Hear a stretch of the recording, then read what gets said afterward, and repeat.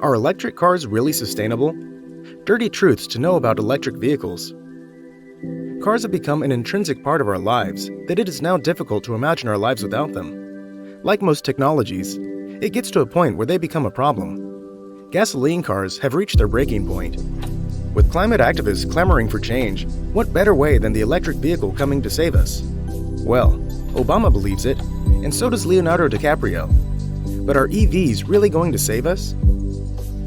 Electric vehicles are becoming increasingly popular as the world shifts away from reliance on fossil fuels and toward renewable energy. Around 6.6 million electric vehicles will be sold globally in 2021, with the worldwide market valued at around 200 billion euros. According to some analysts, the market will be worth between 1.3 trillion and 2 trillion euros by 2030. Almost all the major automobile manufacturers have adopted electric vehicle technology. Even supercar companies with supercar prices are getting in on the E-action with sub-4 second 0 to 60 speeds and ranges of 300 miles or more. So, without further ado, let's talk about how electric vehicles are made. Whether you believe it or not, the story of electric vehicles does not begin with Toyota Prius or Elon Musk. In fact, we must go back about 200 years to a Hungarian priest named Ányos Jedlik, who built an electromagnetic apparatus in 1828 and connected it to a miniature model automobile. A decade later, Scotsman Robert Anderson created a simple electric carriage, but it wasn't until the late 1850s with the advent of rechargeable lead-acid batteries that electric cars became a practical mode of transportation. In the 1880s, Thomas Parker, the man in charge of electrifying the London Underground, was among the first to answer the question, how are electric cars manufactured, and developed the first electric production car. As an aside, the first car to bear the Porsche brand was a petrol-electric hybrid known as the Lohner Porsche Mixed, which debuted in 1898. Until the 1970s, Henry Ford's inexpensive and dependable Model T largely eliminated the electric market. The price of oil had skyrocketed, and the automobile industry was ready for change. Even in the early 1990s, electric automobiles were merely crude conversions of gasoline and diesel vehicles. However, with ever-tightening environmental restrictions and a more environmentally conscious client base, businesses like Tesla are investing billions in developing electric vehicles that are affordable to buy, affordable to operate, and have range comparable to petrol and diesel vehicles. But are they really that much better than good old gas vehicles? Regular automobiles run on gasoline, a fossil fuel that emits CO2 directly into the atmosphere through the tailpipe. Electric vehicles are powered by electricity. They don't even use gasoline. There is no gas and no CO2. In reality, electric vehicles are frequently touted as having zero emissions. But in fact, do they? Let us investigate more. The first is the energy required to manufacture the car. The energy used to produce the automobile itself, particularly the battery, accounts for more than a third of the entire lifetime carbon dioxide emissions from an electric car. Mining for lithium, for example, is not a green industry. When an electric vehicle leaves the factory, it has already emitted more than 25,000 pounds of carbon dioxide. A normal automobile costs only 16,000 pounds to build.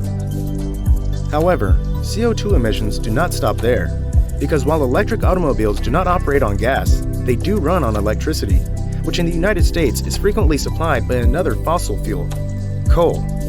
Electric cars are coal-powered cars, says green venture entrepreneur Vinod Khosla. The Nissan Leaf, the most popular electric vehicle, will generate 31 metric tons of CO2 over a 90,000-mile lifetime, based on emissions from production, energy used at an average U.S. fuel mix, and ultimate scrapping. A comparable Mercedes CDI A160 will emit only 3 tons more over its lifetime due to production, fuel usage, and eventual scrapping. The results are comparable to a top-tier Tesla, the king of electric vehicles.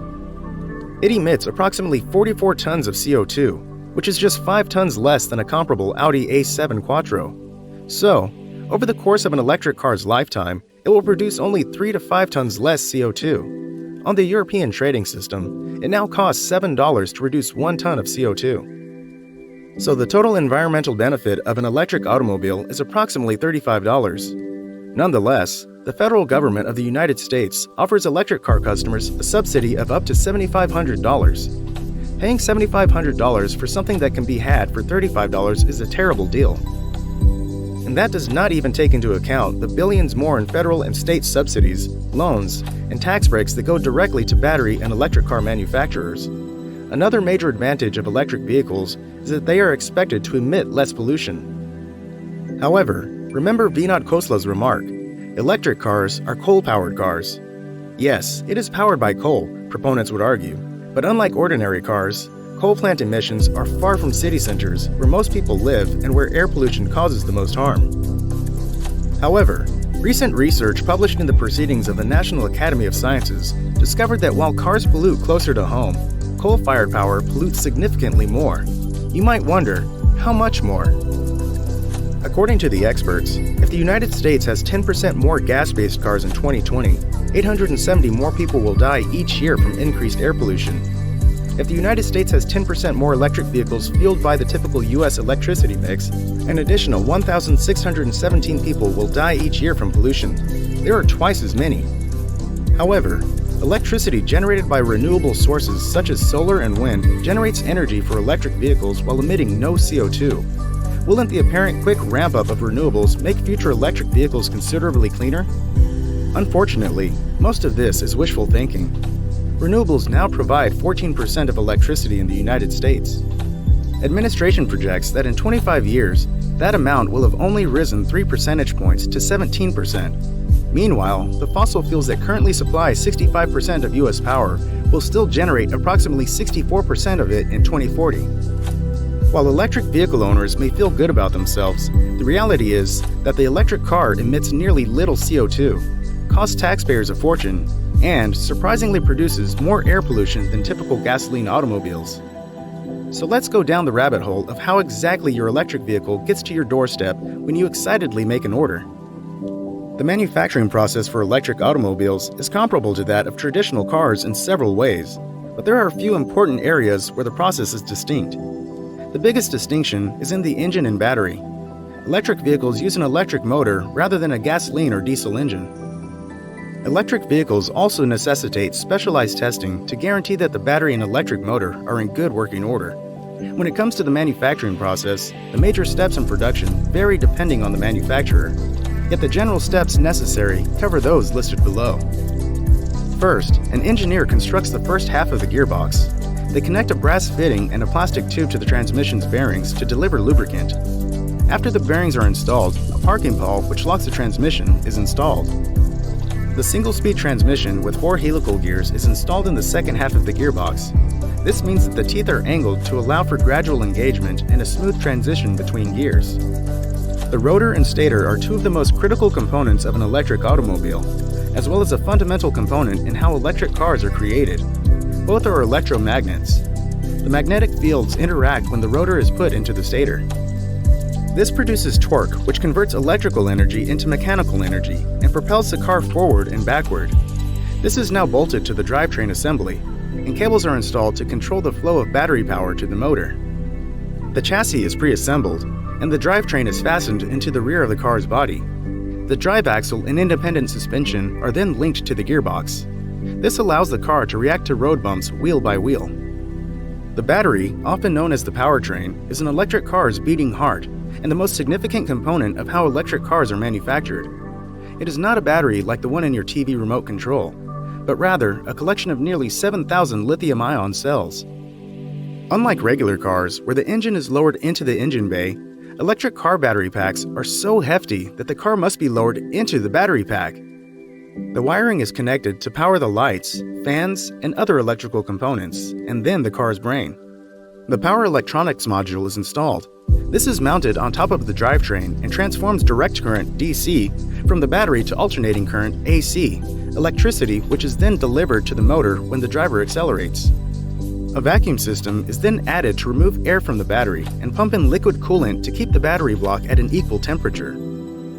Solutions to make electric vehicles more environmentally friendly and sustainable are being developed. And while there is still space for improvement, we have shown that electric cars as they are today are already more eco-friendly throughout their life cycle than traditional fossil fuel cars, especially if fueled by clean electricity. Some governments are already aware of this, which is why they are encouraging the expansion of the electric vehicle market, mostly by providing fiscal incentives that make the vehicles more economically competitive.